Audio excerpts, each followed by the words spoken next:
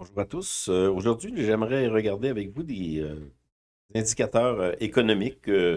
Comme je vous ai dit dans mon dernier podcast, le fait de regarder les indicateurs qui font notre affaire souvent euh, nous biaise dans la réalité. On n'est pas capable de déterminer si le marché, l'économie va bien ou va mal selon les indicateurs qu'on regarde. Et même la Fed, elle, considère certains indicateurs qui sont plus importants pour eux. Et c'est ce que j'aimerais regarder avec vous, là, sans prétention, simplement regarder les indicateurs économiques aux États-Unis, voir qu'il y a certains indicateurs qui sont comme contradictoires au niveau du point, là, au niveau de ce qui se passe en ce moment, au niveau de l'économie, si ça va bien, ou ça va pas bien.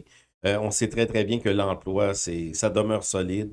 La confiance des consommateurs aussi, c'est en retour vers la hausse.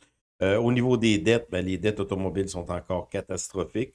Dettes de prêts étudiants, c'est encore catastrophique.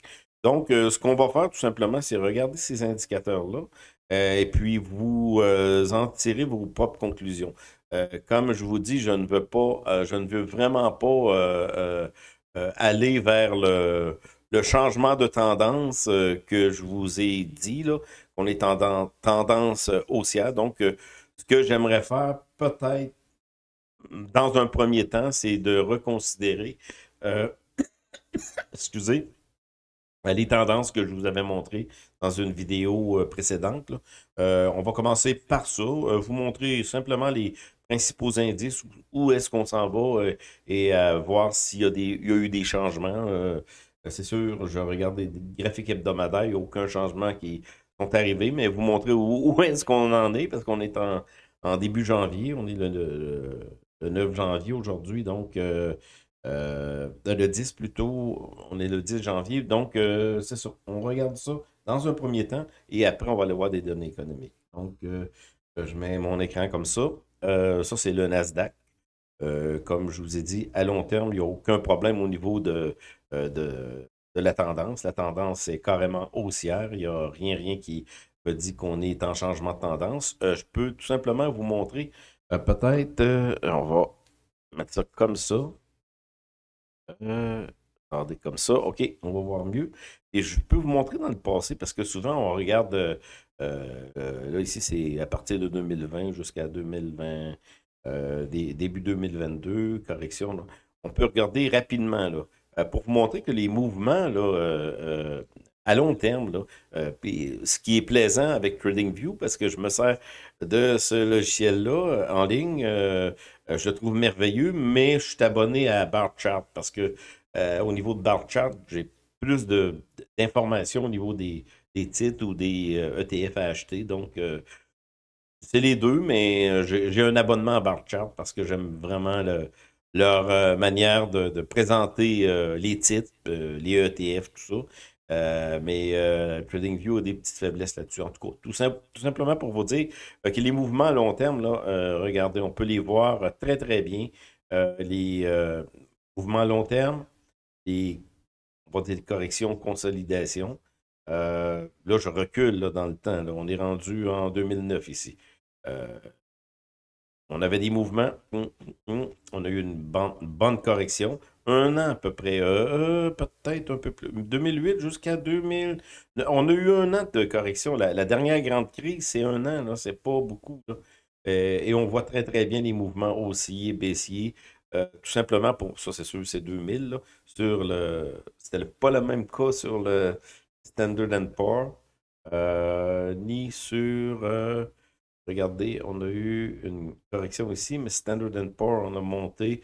Donc, c'était tout simplement pour vous dire que les mouvements, là, peu importe les temps qu'on prend, on a toujours ces mêmes. C'est ça qui est important de comprendre. Lorsqu'on comprend psychologiquement ces grands mouvements-là, moi, j'ai euh, organisé tout simplement ces graphiques-là avec très, très peu d'oscillateurs. Un seul oscillateur qui est Maslow, qui me dit quand acheter ici, quand on dépasse le zéro, et quand vendre ou avoir un avertissement de vente ici. Et on ne se pose pas de questions. Avec des moyennes mobiles, c'est très, très simple comme système.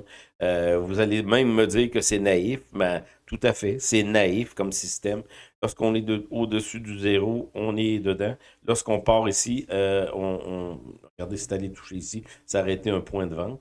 Et pour améliorer mon système, qui paraît, les économistes pourraient me traiter d'à peu près tous les noms, me dire que je ne suis pas assez profond dans mon analyse, peu importe. Quand ça monte, on est dans le mouvement et quand ça baisse, on sort du mouvement. Donc, j'ai même rajouté des petits points ici. Ben, ça se trouve être le logiciel qui nous permet là, de programmer un peu ce qu'on veut. Moi, je n'ai pas programmé à partir de zéro. J'ai pris ce qui était existant et j'ai tout simplement mis ma propre sauce là-dessus. Donc, c'est ça. C'est tout simplement ce que je voulais vous montrer là-dessus. Donc, ben là, on revient à nos moutons, là, parce que dans le fond, le but, c'était de vous dire qu'on est en changement de tendance depuis passé janvier. Pour être sûr, là, mettons, là, on avait eu un point d'achat ici. Mais pour être sûr, comme moi, c'est ici que je suis rentré dans ces coins-là, avril, mai, et là, on est en montée. C'est tout simplement ce que je voulais vous montrer. Donc, ben, là-dessus, bon, on va faire le tour des indices rapides et après, on va aller sur l'économie. Et, attendez une minute, on est sur le Standard Poor's, montée.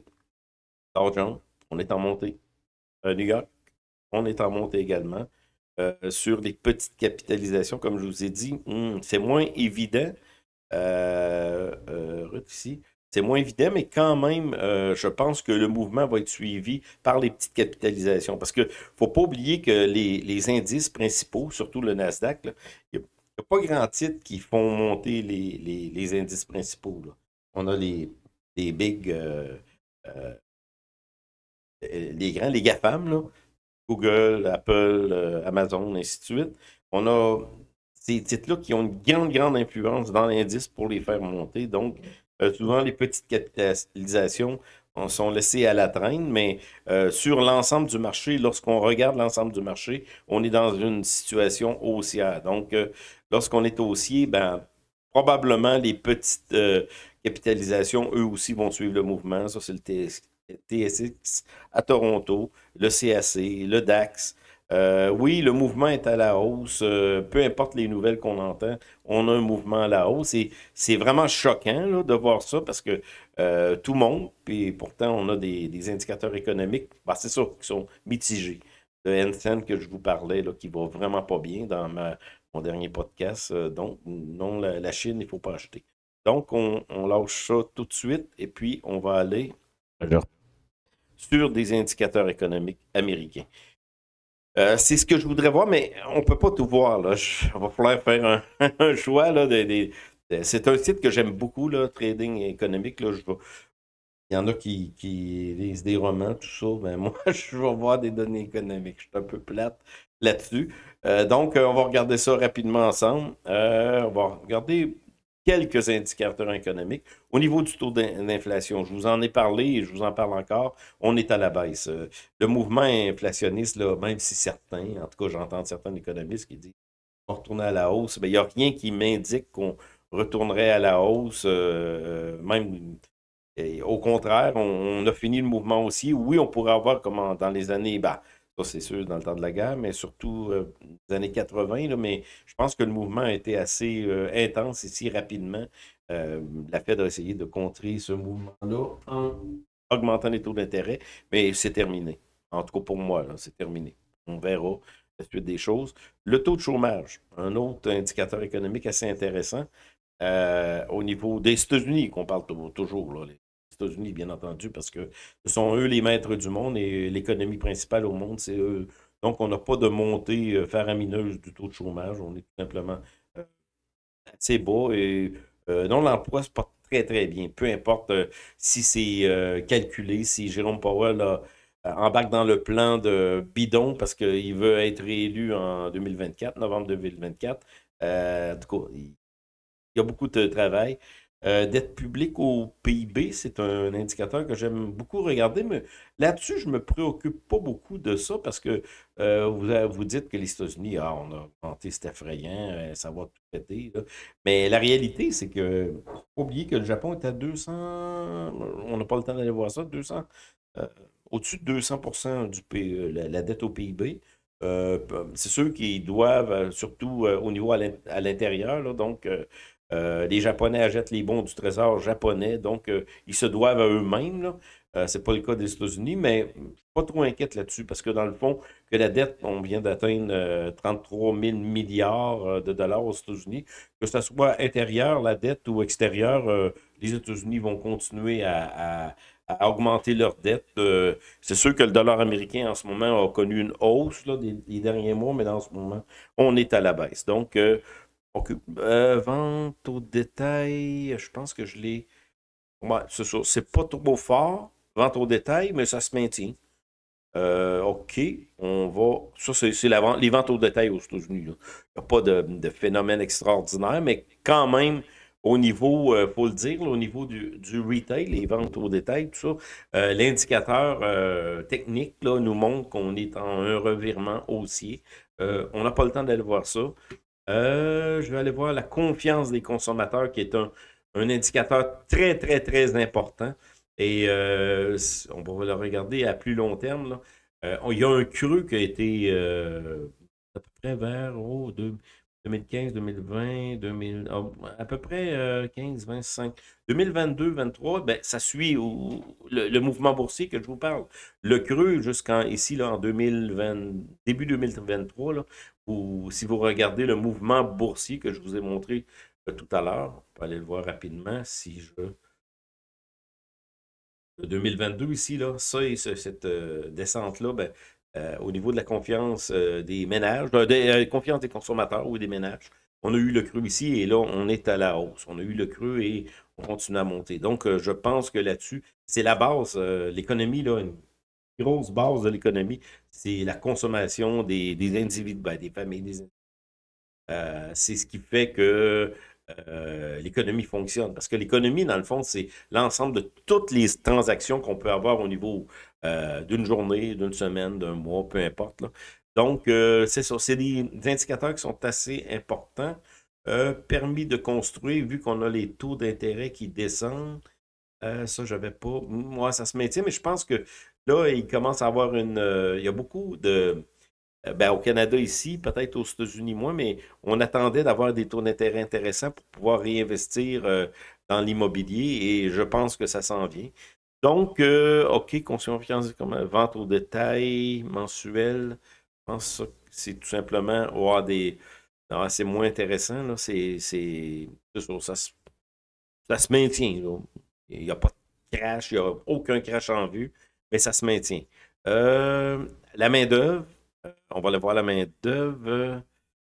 Il y a tellement d'indicateurs économiques, c'est pour ça que je ne peux pas tout vous montrer.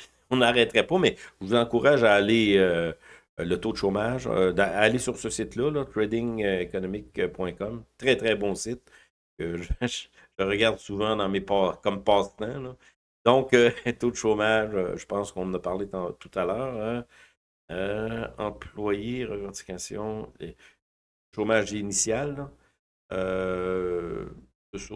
Bon, c'est du stable, là. Il n'y a rien de productivité, ça, c'est pas. Le salaire minimum aux États-Unis, là, quand même, là, j'ai été surpris. C'est 7,25 $ américains, bien entendu, mais quand même, c'est pas beaucoup à comparer de nous ici au Canada. On est rendu à 15 et quelque chose, là. En tout cas, c'est comme ça. Taux de chômage, demande de chômage moyenne, travail à temps partiel. Bon, ça, c'est des indicateurs. Euh, En gros, ce que je vous dis, je regarde les indicateurs ben, consommateurs et de l'essence. Ça, c'est sûr qu'on est en descente. Le prix de l'essence, ouais, c'est ça. On est vraiment en descente. Là, c'est en train de descendre. On suit le prix du pétrole, tout simplement. Tranquillement, là. On va aller voir ça. Le prix du pétrole, c'est ça, est en descente. C'est un croisement là, qui est vers la baisse. Là. Pour moi, là, en tout cas, techniquement, là, on est à la baisse, sans dire que le prix du pétrole va tomber à 20 $. C'est bien. C'est un,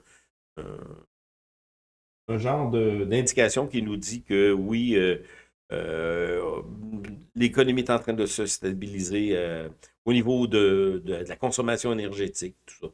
Donc, bon, il y aurait le commerce peut-être, exportation, revenu, non, ça c'est pas. Les principaux indicateurs économiques, c'est vraiment sur la main-d'œuvre. Donc, est-ce que les individus d'une société sont capables de trouver un emploi. Même si on a eu une diminution là, de l'offre, là.